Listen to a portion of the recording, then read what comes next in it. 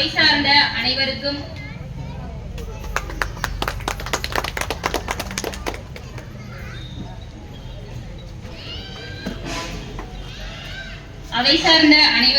வணக்கம். அன்பு நிறைந்த பொதுமக்களுக்கும் வணக்கம். தந்தை பெரியார், பேரறிஞர் அண்ணா, முத்தமிழறிஞர் கலைஞர் அவர்களது சமூக நீதியை நிலைநாட்ட தமிழக முதல்வர் நல்லாட்சியில் நாம் இருக்கிறோம். தமிழக துணை முதல்வர் நம் இரண்டாம் கலைஞர் சின்னவர் அவர்களின் பிறந்த நாள் விழா மற்றும் திராவிட மாடல் சாதனை விளக்க தெருமுனை பிரச்சார கூட்டத்திற்கு வருகை தந்துள்ள அனைவரையும் வருக வருக என வரவேற்பதில் மகிழ்ச்சி அடைகிறேன். ஒரு சாதாரண நெசவாளர் குடும்பத்துல பிறந்தவள் தான் இந்த சுபாஷினி.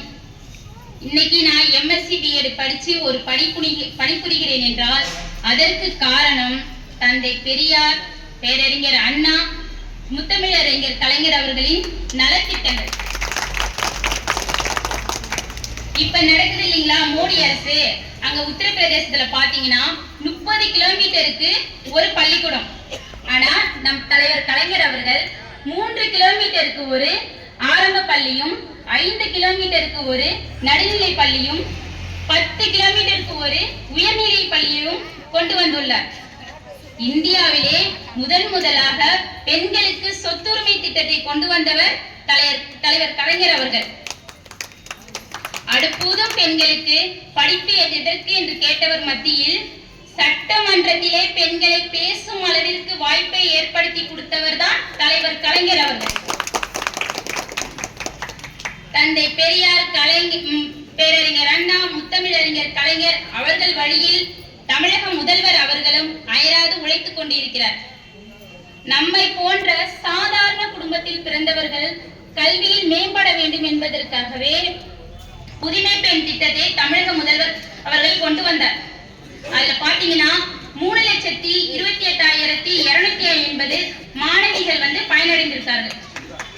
அதே போல காலை உணவு திட்டம், தமிழ் புதல்வன் திட்டம் என்ற எண்ணற்ற திட்டங்களை கொண்டு வந்துள்ளார் தமிழக முதல்வர் அவர்கள்.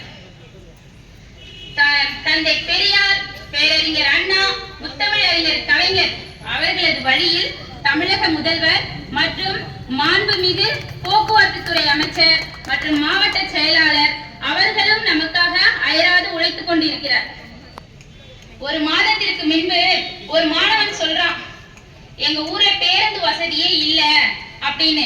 அடுத்த 1 மணி நேரத்துல அந்த ஊருக்கு பேருந்து வசதியை ஏற்படுத்தி கொடுத்தவர் தான் நம் அமைச்சர். இதே போல ஒரு தனியார் தொலைக்காட்சியில ஒரு மாணவி சொல்றா, எங்க ஊருக்கு பேருந்து வசதியே இல்ல அப்படின்னு. அடுத்த நாளே அந்த ஊருக்கு பேருந்து வசதியை ஏற்படுத்தி கொடுத்தவர் தான் நம் மாண்புமிகு போக்குவரத்து துறை அமைச்சர், நம் அமைச்சர் அவர்கள். இதுதான் மக்களுக்கான ஆட்சி, இவர்தான் மக்களுக்கான அமைச்சர், இதுதான் மக்கள் ஆட்சி. தியாகி சின்னாசாமி மண்ணிலே எனக்கு பேசுவதற்கு வாய்ப்பளித்து கொடுத்துள்ள ஒன்றிய கழக செயலாளர் அசோக சக்கரவர்த்தி அவர்களுக்கும், கழக தொண்டர்களுக்கும், கிளை செயலாளர் ரவி அவர்களுக்கும் மிக்க நன்றி. குறித்து கமலக்கண்ணன் பழனிசாமி அவர்களுக்கும் நன்றி.